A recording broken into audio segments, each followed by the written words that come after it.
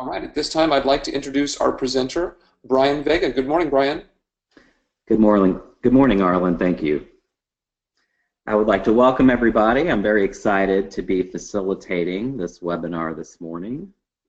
I know everybody has a lot going on during the school day, and you're taking some time to sit in this webinar for an hour. I hope you find it meaningful and that you learn some great things.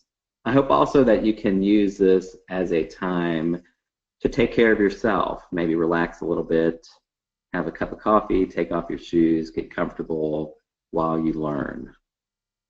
My name is Brian Vega. I'm based out of Springfield, Missouri. I've been a high school counselor, middle school counselor. I'm in private practice where I work with LGBT youth and adults. I facilitate groups. I work with them individually. I provide professional development for school systems and social workers concerning this topic. So I'm very excited to share a little bit of information with you today. Our topic is LGBTQ students and staff, what all school personnel need to know, but maybe you're afraid to ask. And just up front, so that everybody kind of knows what they're getting into, LGBTQ stands for lesbian, gay, bisexual, transgender, and queer. And we will have a section of the webinar in a bit here that covers definitions. So if you're not quite sure what a term is as we're going through it, and if I don't cover it the first time, I should when we get to the definition section. Also, as Arlen said, there will be 10 minutes at the end for questions. So feel free to type questions as you have them, or save them for the end and type them at that point. We'll save at least 10 minutes. So let's get started. Our objectives for this webinar. Learners will leave understanding statistics about the current environment for LGBT youth and staff, why we need trainings like this. Hopefully you will learn the differences among sexual orientation, gender identity, gender expression, and biological sex. These are concepts that are often misunderstood, sometimes interchanged, or used interchangeably where they shouldn't be, and by having a better understanding of them, we have a better understanding of the people. You will leave understanding the correct terminology needed to respectfully communicate about LGBT individuals, gender identity, sexual orientation, and transgender issues. When one of these issues comes across your desk, it can be difficult to know how to have a conversation about it, how to navigate that just even verbally. So hopefully today you'll gain some tools on how to have a little more confidence when doing that. You'll come away with some simple ways to support LGBT students and staff members. And you will learn how to access resources for support in situations involving LGBT individuals. You cannot be the expert in all of these situations, but you can know the resources to go to and ways to find help and feel comfortable and feel empowered and know that you can effectively navigate these situations.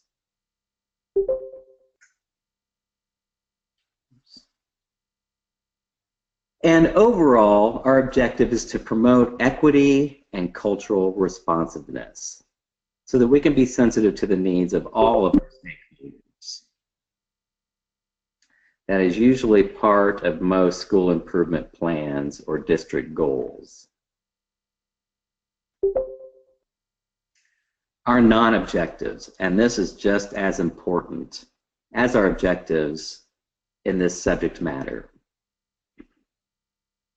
By learning about these people, by learning strategies on how to help them, we are not challenging, criticizing, or belittling anyone's personal belief system, their religious beliefs, their personal values. When we tackle this subject, we are simply acknowledging that we have these students and we have these staff members in our schools. The students particularly are at risk for lots of different reasons. So we are required to meet these students' needs and address the needs of students that are at risk. And sometimes people wonder why a school would choose to tackle these issues, why reach out and have specific programs for LGBT students or staff members. And at school systems and schools, we rely on best practices and we look to our organizations, our national organizations, for guidance. The National Association for Secondary School Principals has a position statement, for example, on transgender students. And it calls for the principal to support a school environment where diversity is valued and accepted, and where students from diverse backgrounds and identities are affirmed, supported, and assured equitable educational opportunities and access to school services. The American School Counseling Association also has a code of ethics that mandates that school counselors address the needs of LGBT students and even educate staff about this population and their needs. So we are mandated by a code of ethics, many of us, to address these issues and to make sure we are taking care of the needs of these students. Okay, why? Why do we need to study this topic? Why is it important? It's important because the environment for LGBT youth in our schools is not what it should be. And we're going to go over the next few slides are going to be some statistics.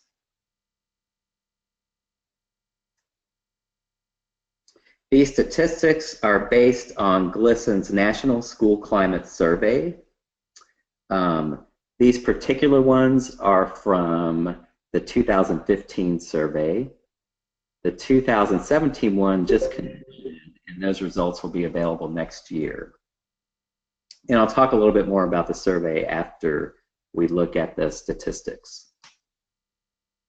So the next couple slides are going to be statistics comparing gender and heteronormative students to LGBT students. Now, heteronormative basically means straight, heterosexual. Gender normative means cisgendered.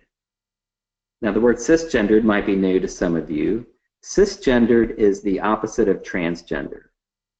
If you are cisgender, your gender identity and your biological sex are the same.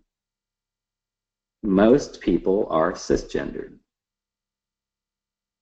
And most people are heterosexual. And if you notice in the title here, these statistics are going to be for LGBT students, lesbian, gay, and bisexual students. The statistics for trans students are quite a bit more bleak, and I'm going to have a separate section here where we talk about those. So compared to straight and cisgendered students, lesbian, gay, and bisexual students are more likely to be bullied or harassed based on their sexual orientation, which we know is not a surprise, but 67% of them. 59% of them bullied or harassed based on their gender expression. And we'll talk more about that in a bit. Gender expression is how they dress, how they appear, how they wear their hair, if they use makeup or not. 39% of them are bullied or harassed based on their gender, compared to 17% of straight cisgendered students. And 68% of them are bullied or harassed based on their appearance or their body size. Compared to gender and heteronormative students, LGBT students are more likely to experience sexual harassment at school. 43% of them have rumors or lies spread about them, 67% compared to 52%, and to be cyberbullied, 40% compared to 32%. So these statistics are significant. There are significant differences, and that's why we must address them. And one more page of statistics. Compared to gender and heteronormative students, again, straight, cisgendered students, LGBT students are more than twice as likely to have missed school in the past month because they felt unsafe or uncomfortable. And that's 36% of our students that have skipped school because they feel unsafe or uncomfortable. So for attendance reasons, we need to be addressing this. 2% of them, 2.7% of them, are more likely to report that they do not plan to complete high school. So if we're looking at things like high school persistence to graduation, we need to be addressing this population. 9.6% of them report that they are not going to continue their education past high school. And a lot of us have college and career readiness initiatives that we are addressing. And this is a population that we need to look at through that lens as well. 40% of them are less likely to participate in sports. And we all know that the more connected students are to school, the better they will do there academically, the better they'll fit in there. Okay, again, these statistics come from the 2015 GLSEN National School Climate Survey, and we'll talk about GLSEN a little bit later as well. Thousands of middle school and high school students were surveyed, and that's where we got these statistics.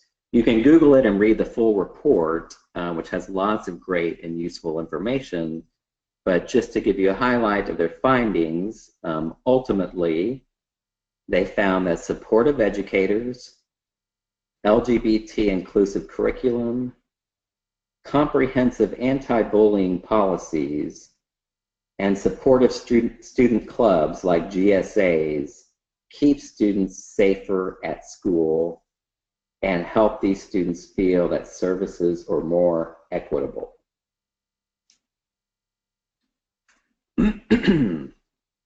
Now, the environment for trans youth, as I said before, we need to look at it separately. It's much bleaker, unfortunately, than the environment for our LGBT students. And before we look at these statistics, I would like to challenge you to think of one of your favorite students, or maybe a niece or a nephew, someone that has really impacted you, for some reason a student that really sticks out in your mind, a student that you really just have a genuine fondness for, hopes and dreams for that student, a student that you care about, a student that makes you reflect and think, yeah, this is why I'm in education. Think about that student as we go through these statistics. I'm not asking you to think about this student as being transgender, but I would like for you to think about, what if these statistics applied to that student that I care about? So we've got a few slides on these statistics.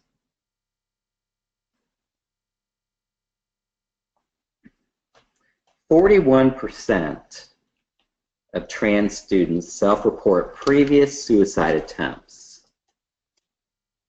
Now, the single greatest predictor of a suicide is a previous unsuccessful attempt. 41% of these self-report. Now, we have to remember, self-reporting is often, people are often underrepresented in self-reporting, especially when it comes to serious, deep topics like being trans or being suicidal. 57 report that their family will not speak to them or spend time with them. Again, keep that student in mind. What would it be like if their family or friends would not speak to them or spend time with them? based on who they are. 50% of trans students report being harassed or bullied at school. Again, not surprising, but we know this, so we have to address it. This doesn't necessarily pertain to schools, but just to help understand the environment, 60% of them report that a healthcare professional has refused to treat them. What kind of message would that give your young person, your student that you're thinking of, if they went to a doctor to be treated for something and they were told that they would not work with them or could not work with them?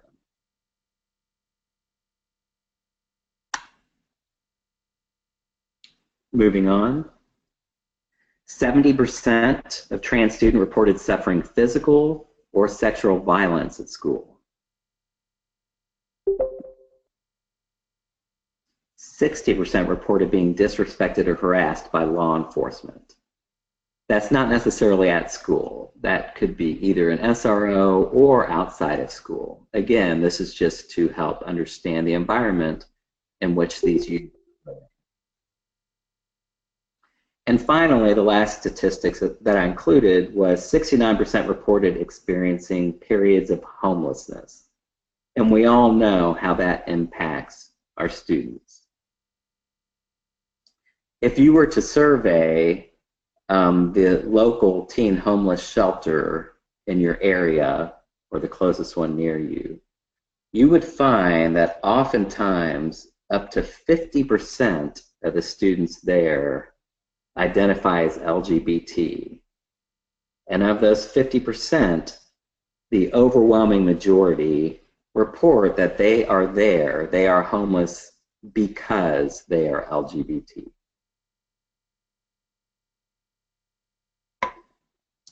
So knowing that about these students may inspire us to connect them with the McKinney-Vento services that might be available in our districts for homeless students. Knowing that about trans students helps us understand that they are more at risk for lots and lots of things for which we need to address and help them.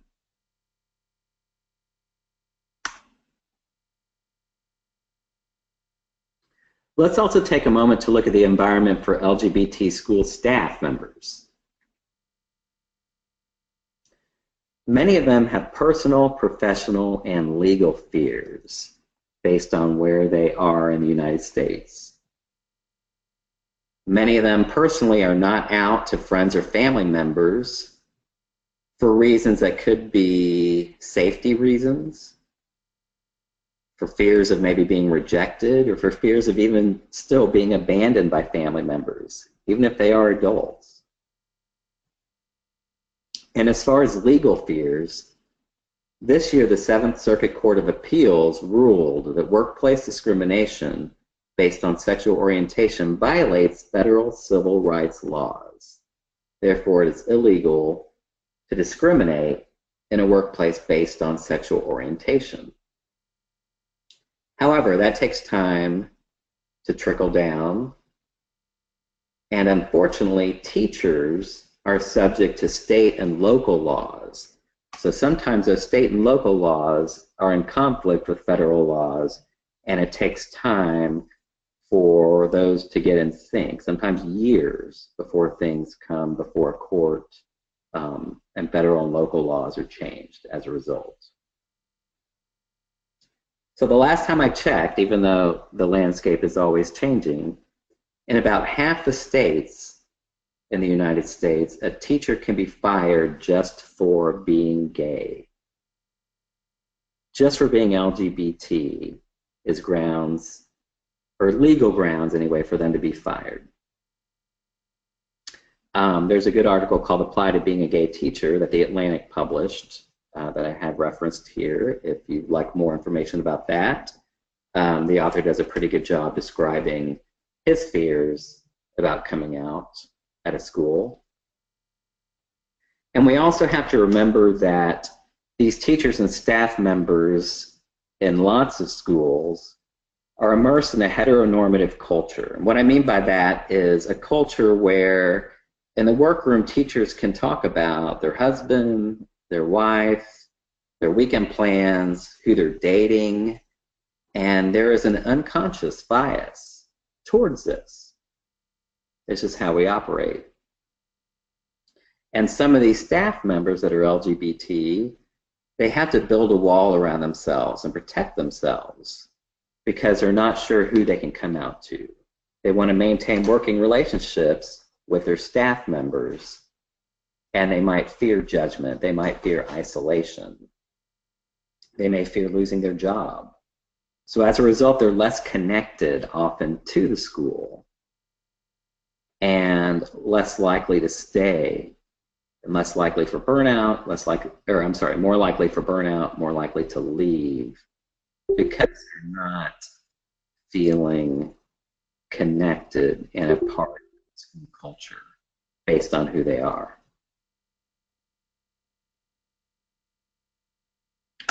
Okay, next we're going to look at 4 concepts that are very important to understand when talking about LGBT individuals. There's often confusion about these. Some are used interchangeably, but in order to have a constructive dialogue about these students and staff members, we have to understand these 4 concepts. The first one is the easiest to understand, and that's biological sex. People are born with genitals, chromosomes, and hormones. Gonads, external genitalia, and a lot of us assume that these are binary, that you're either male or female. But as we're going to find out, there's less and less binary with human nature and human biology than people suspect. Intersex is a term now that you may be hearing in the news. About 1.7% of human births that we know of, now these are ones that, people that are able to report, people that are able to be in touch with medical professionals, 1.7% of human births are actually intersex, where they may have ambiguous genitals or chromosomes or differing hormones or different gonads, external genitalia. They're not binary. They're not strictly male or female. And if you think about 1.7%, that statistic, that's about as common as people that have red hair. So think about your student population at your school. 1.7%, between 1 to 2 out of every 100 students could possibly be intersex. And if you followed the Summer Olympics, or the most recent Summer Olympics, there was some controversy for athletes that were intersex. There were females that were sweeping the track and field events, and it was found that they were intersex. Some of them had internal testicles, which in turn produced testosterone, which some people believed put them at a greater advantage and put other females at a disadvantage when competing. So there are committees looking into how do they address that? Do they need a separate category for intersex? That's just one example of how intersex has been in the news lately.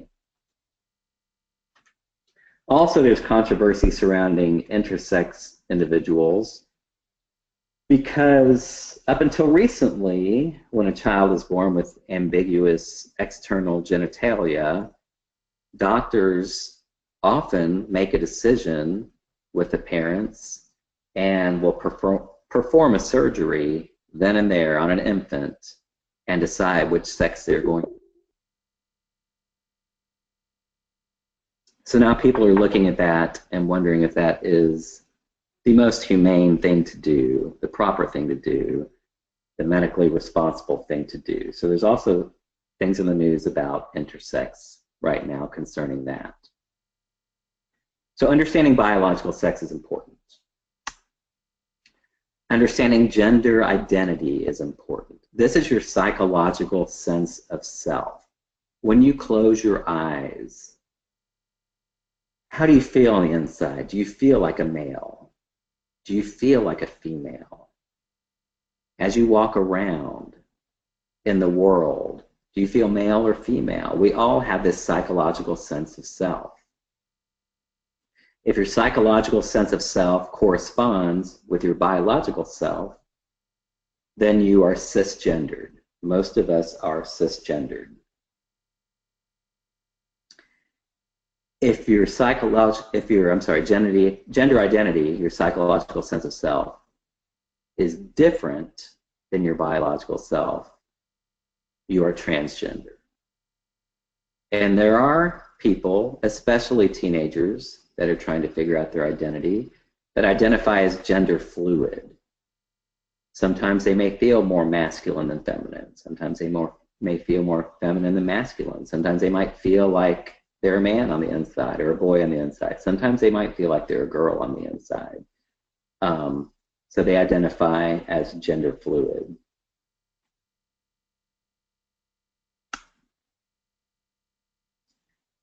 Next, we need to understand gender expression.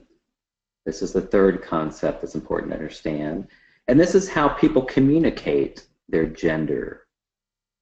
Basically, how you dress, how you wear your hair, if you wear makeup or not, if you have piercings, where you have them. Some people present as very masculine. In America, that might look like short hair, muscular, jeans, maybe a tank top, maybe chunky shoes and a chain on your wallet. Some people present as very feminine, which could be long hair, makeup, a softer look, colorful outfits, floral prints. And then some students, some people, but some students, you know, are androgynous. They might wear jeans and a hoodie all the time. So you can't quite tell their gender based on how they express themselves. Maybe they have hair that covers up their eyes, so you can't even tell from their eyes if they're male or female or what their gender could be. So gender expression is how people communicate their gender to the world. And then there's sexual orientation, which we're all familiar with. This is our romantic or erotic response. People are attracted to women sexually or attracted to men sexually. About 90% of the population identifies as heterosexual or straight. But again, this is a non-binary concept. Even though 90% might be on either pole, there are people that fall in the middle that are bisexual, that could be attracted to both. Maybe one more than the other, but nevertheless attracted to both. And there is a very small percentage of the population that does identify as asexual. Okay, so understanding these four concepts is important to have a conversation with and to understand more about LGBT individuals.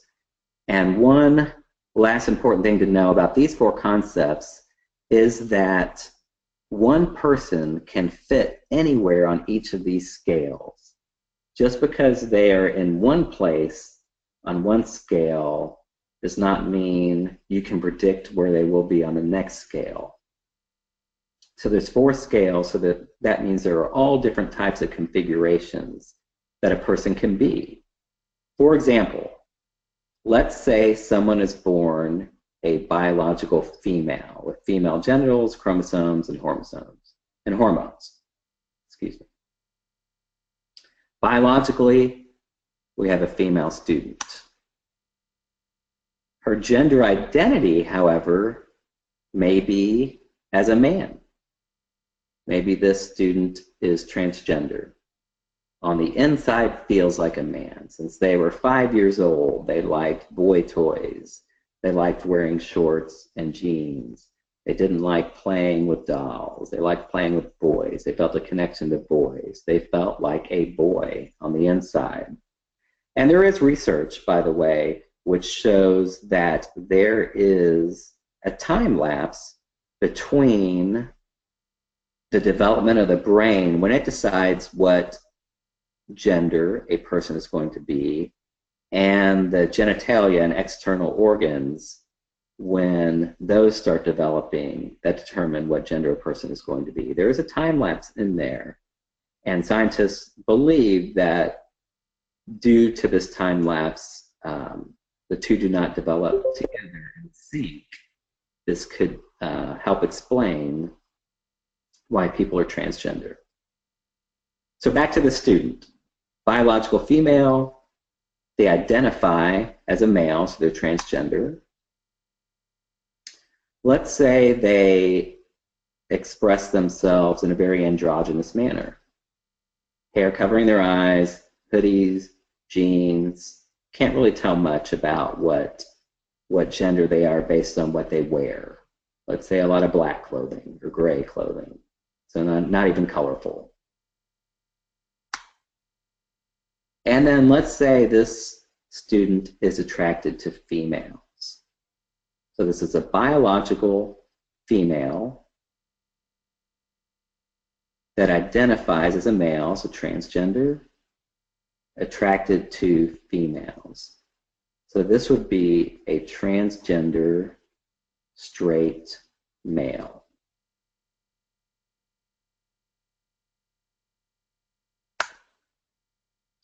Now moving on, to cover some definitions, because you're going to hear students throw these terms around, you might hear other stakeholders throwing the terms around, parents.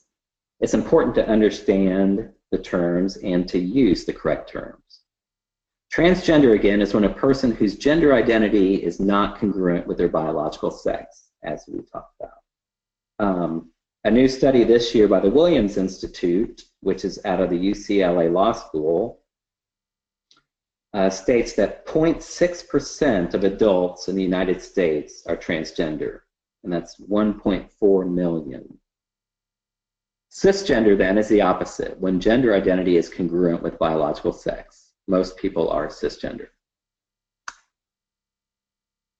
A transgender woman is a trans person who identifies as a woman, and sometimes you will see MTF, and that stands for male to female. So someone might identify as MTF, male to female trans person. A transgender man is a trans person who identifies as a man. So when you think about transgender man, transgender woman, you think about who they truly are, who they need to be, who they want to be.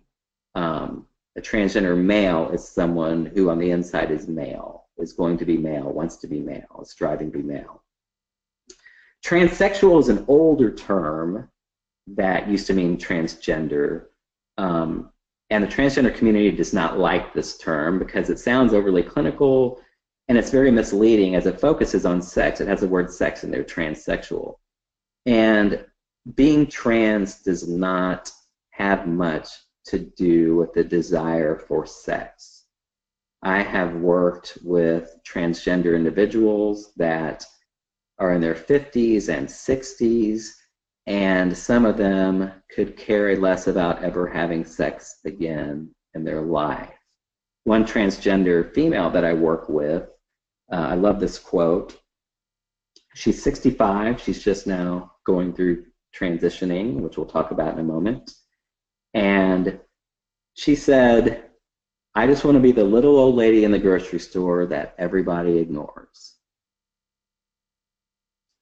She's not doing anything for attention. She's not doing anything for sexual reasons. She wants to transition so that she can finally be herself. A few more terms. Gender non-conforming, again, is just someone who's not conforming to binary standards. Their gender expression, how they present themselves, is different than what society expects. A girl with very short hair. and that wears no makeup is gender non-conforming, because our society still expects girls to wear makeup, have longer hair for the most part. Transitioning is when a person begins to live as a gender with which they identify. Sometimes that starts with just changing their name. Sometimes it starts with dressing different or having a different haircut. Sometimes it involves medical interventions or legal concerns. So the process of transitioning could take a couple years, it could take a lifetime. If a person is transitioning, they are moving from the gender that corresponds with their sexual organs and biological sex to the gender to which they identify with. A drag queen is a male who performs theatrically as a female for entertainment purposes or for fun. Queer is a term used to describe LGBT people, and sometimes you'll see LGBTQ. It's been derogatory in the past, but now, especially in academia, it's being reclaimed as an affirming term. And queer is basically anything that is not heterosexual and cisgendered. It's kind of an umbrella term that encompasses anything different.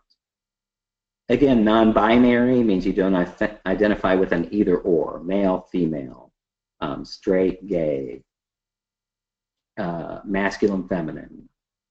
Just non-binary. You're not an either or, you're somewhere in between.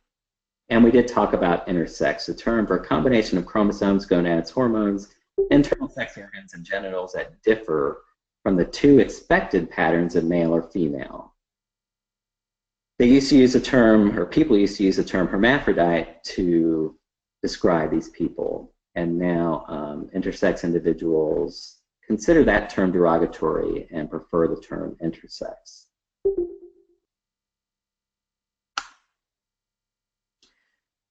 With students, you'll often hear terms like pansexual. Sometimes they'll use words like demisexual. Pansexual is one that a person who experiences sexual, romantic, physical, spiritual attraction for members of all gender identities and expressions. If someone says they're pansexual, that means they are open to having a relationship with, being attracted to anyone, regardless of their biological sex, their gender expression, their gender identity, or sexual orientation. PGP is an abbreviation used for preferred gender pronouns, which is very important with the trans community. If you could take a moment and think about if someone started referring to you with the wrong pronouns, if you're a male and they would refer to you as she and her, if you're female, and you were referred to as he or him, how long would it take before you got used to it? Would you get used to it after a few weeks? Would it always feel wrong, no matter how long you heard it, no matter how long it happened?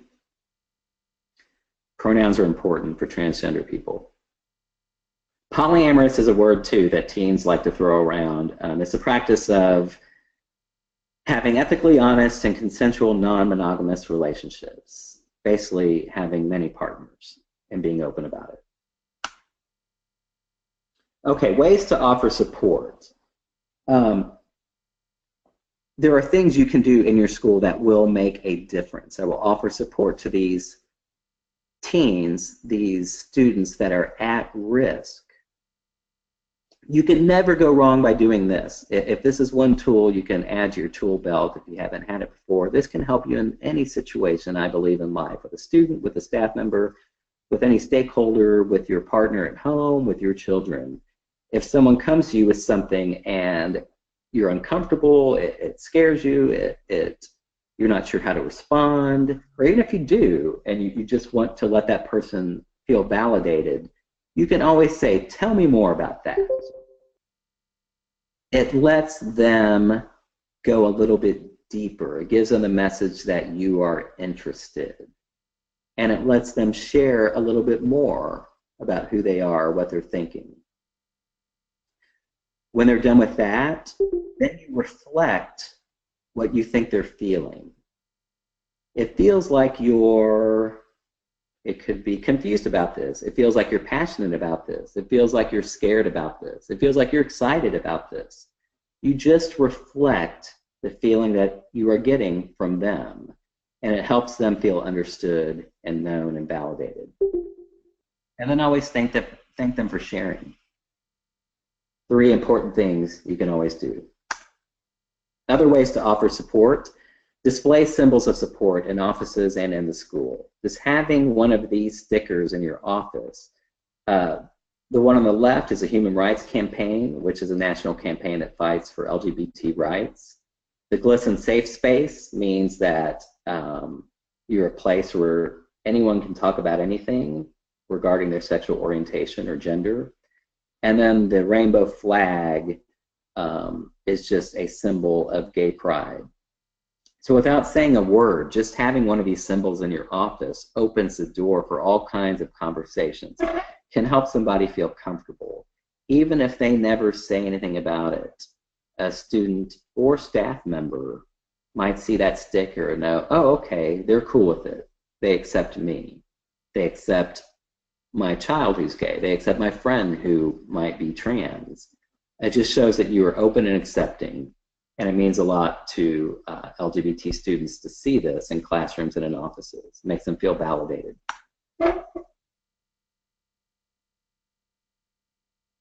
Whenever a slur against an LGBT individual is used in the school system, it should be addressed immediately and directly and called bullying or harassment what it is and treated as that.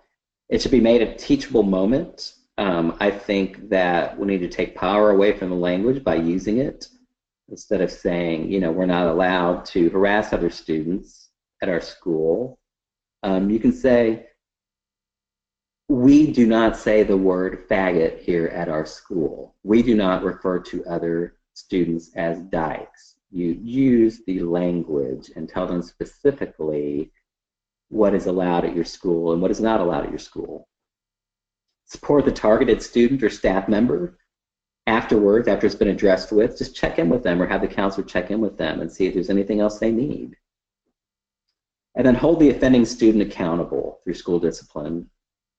Or if a staff member is involved, say a staff member has made a homophobic remark or a transphobic comment, participate in a restorative practice. And there's lots of information out there about restorative justice. And basically that means doing something, getting the student and staff member together somehow to restore a balance so that they can work together in harmony.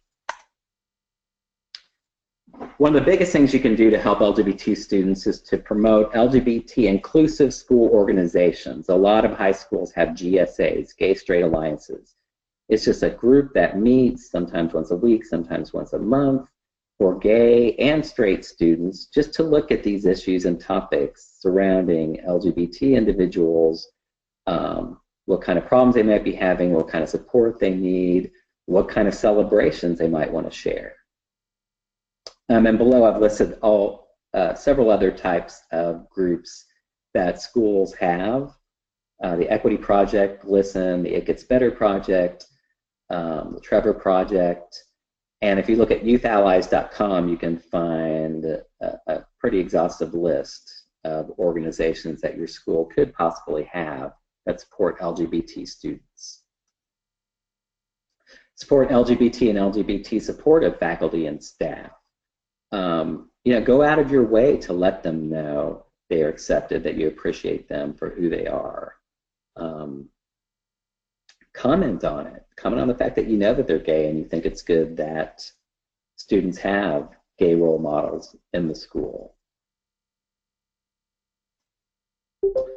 Be familiar with and use LGBT inclusive language with students, parents, and staff. When you ask a student a question, are you dating any girls? It can give that student a message that, oh, this person thinks that I should date girls. This person would not be okay with me dating a boy. When you ask a student something like your mom and dad at home, they may have 2 moms. They may live with grandpa or grandma. They may live with an aunt or uncle or a foster mom. I like to use the term, you're a big person at home. The younger kids think it's fun. The older kids like it. like it as well. But who's your big person at home? And then questions about dating and relationships specifically in high school.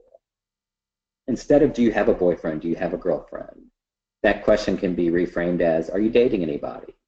That leaves it open because students often will misinterpret your question as, do you have a boyfriend? Oh, they think I should be dating a boy. And many times that's not the case as far as the intent of the person asking the question.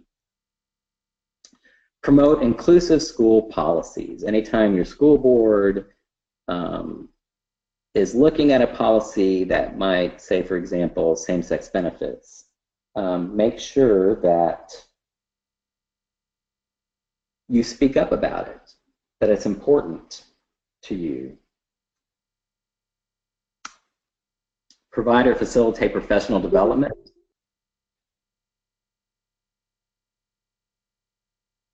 Forge community partnerships with other groups that are LGBT inclusive.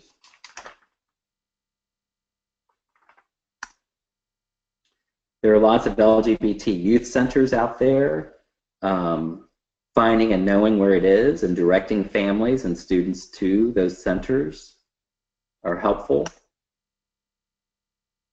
LGBT inclusive youth organizations, other organizations that are not exclusively LGBT, but they are inclusive. Again, Youth Allies has an exhaustive list of these as well, such as Advocates for Youth, This Way Foundation, People for the American Way, lots of others out there. One big topic that I wanted to make sure we covered today is trans students and trans bathrooms. This is all over the news.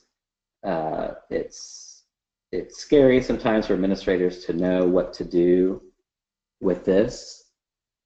First of all, you need to find and see if you have a state policy or district policy. And obviously, you always have to follow that. Sometimes it's as simple as just asking for the wishes of the family.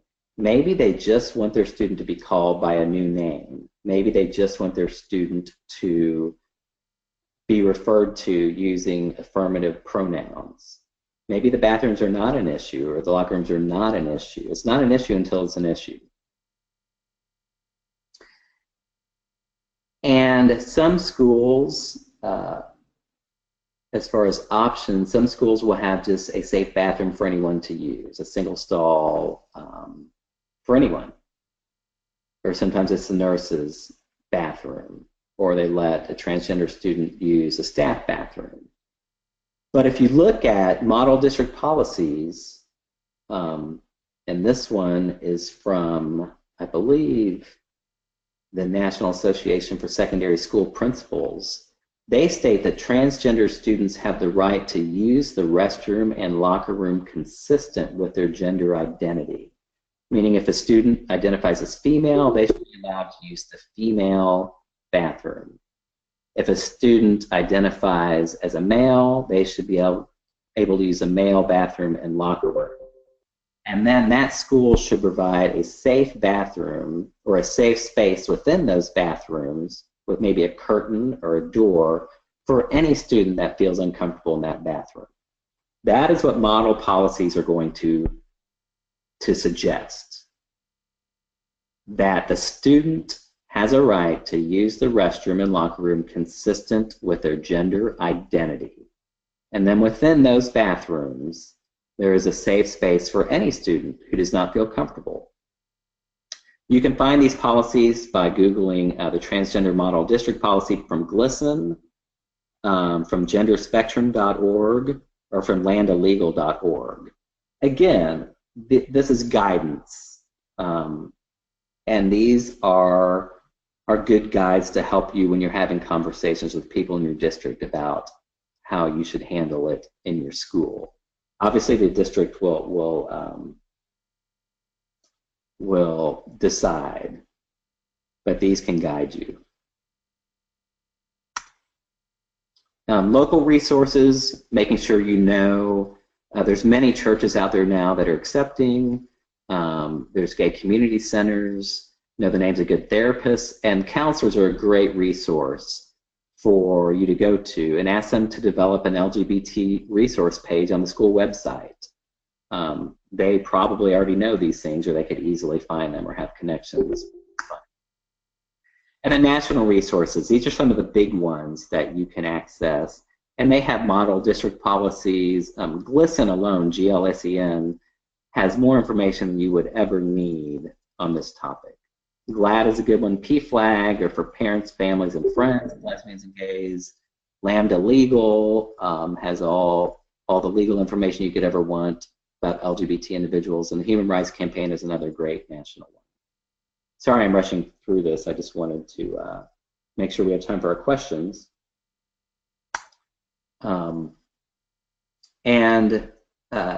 If we don't get to questions today, or we don't have time to address all the questions today, you can feel free to email me. I don't ever mind sharing information on this topic. I'm very passionate about it, and I think there's a lot of learning that still needs to happen in our schools. And my email is here, briancvega@gmail.com, if you would like that.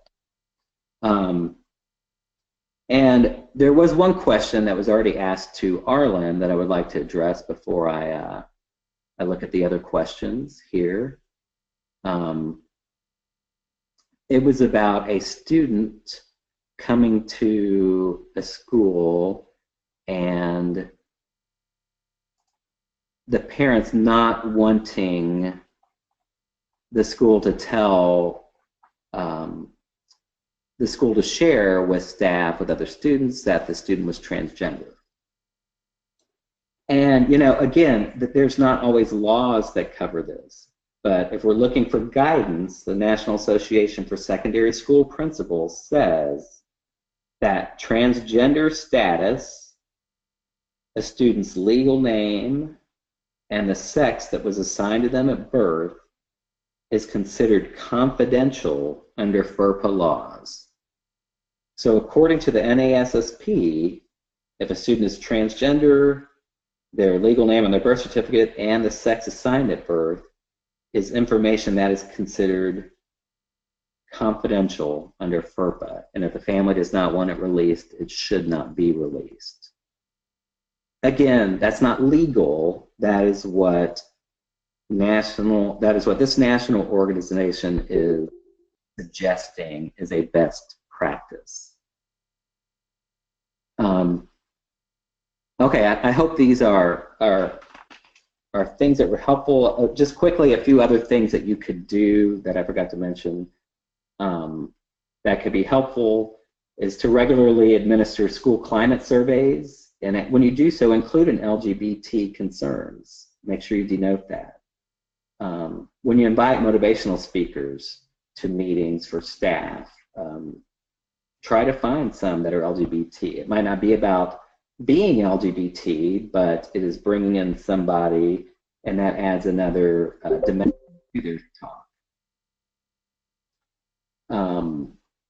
Create a strong culture of inclusiveness by including LGBT statements and employee policies where it's applicable, and address it in new hire orientations, clearly communicating that you are inclusive whenever you can. Okay, now going through these questions.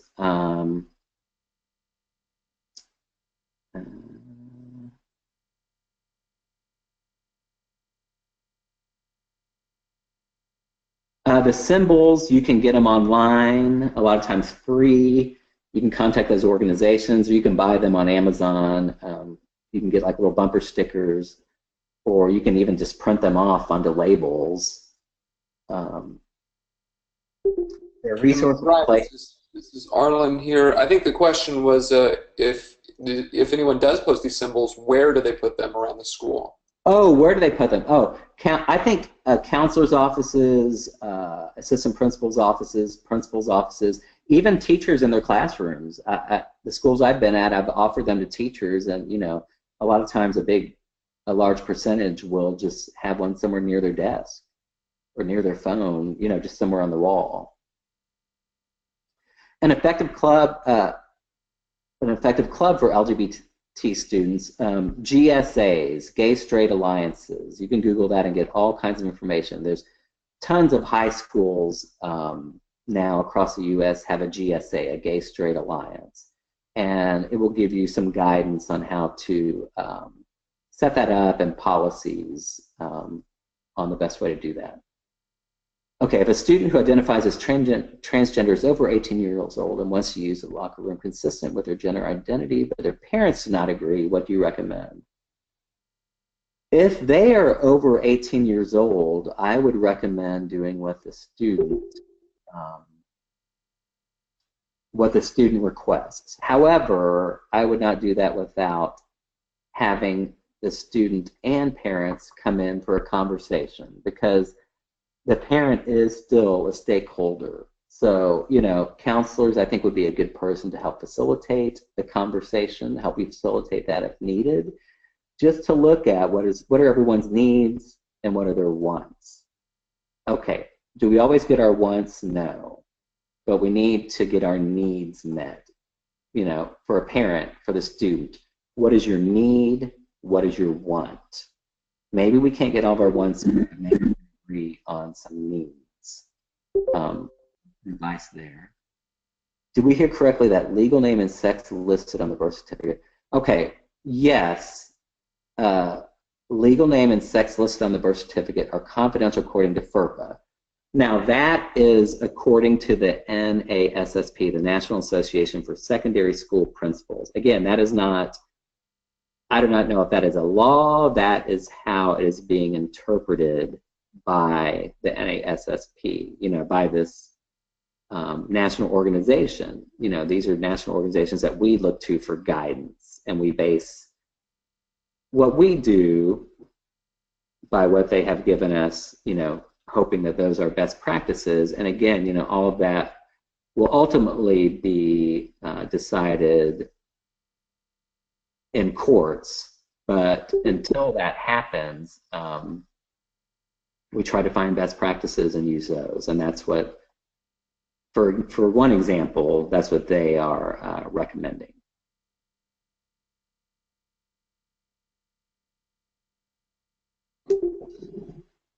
Okay, with a new teacher to the district, how should I begin a conversation? I believe he or she is LG in order to promote inclusivity, feelings of belonging in school. Okay, offering, you know, to your staff, offering to the entire staff, offering the symbols of support, saying, hey, I have these. If you would like one for your room, it opens up the door for conversation about for LGBT students and staff, let me know.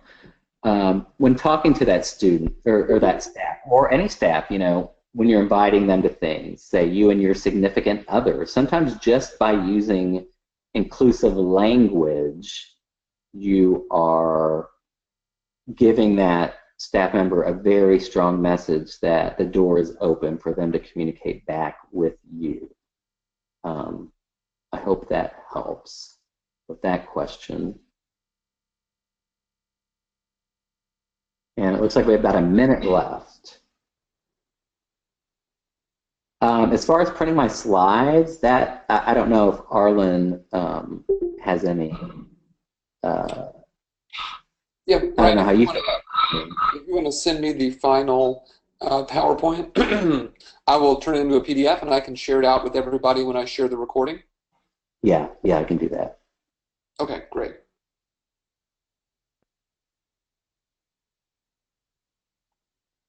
Okay, well, if there aren't any other questions, we can move the webinar to a close. Brian, I want to thank you so much for being our presenter this morning and sharing all this information with us. We really appreciate it. Sure thing. Happy to do it. And as I mentioned at the top, this webinar was recorded, and I will be sending it out along with an evaluation to everybody who was in attendance today, and I'll be sharing with you the PowerPoint slides as well. So thank you all for your attendance and participation. I hope you have a great rest of the school day.